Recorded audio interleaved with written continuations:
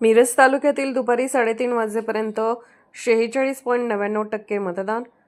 जिल्हा परिषद व पंचायत समिती सार्वत्रिक निवडणूक 2026 अंतर्गत मिरज तालुक्यात मतदान प्रक्रिया शांततेत सुरू असून दुपारी 3:30 वाजेपर्यंत एकूण 46.99% मतदानाची नोंद झाली आहे.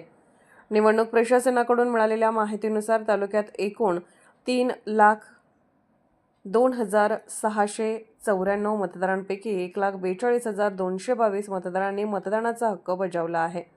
यामध्ये पुरुष मतदारांची संख्या 72,993 असून महिला मतदार 69,229 इतकी आहे.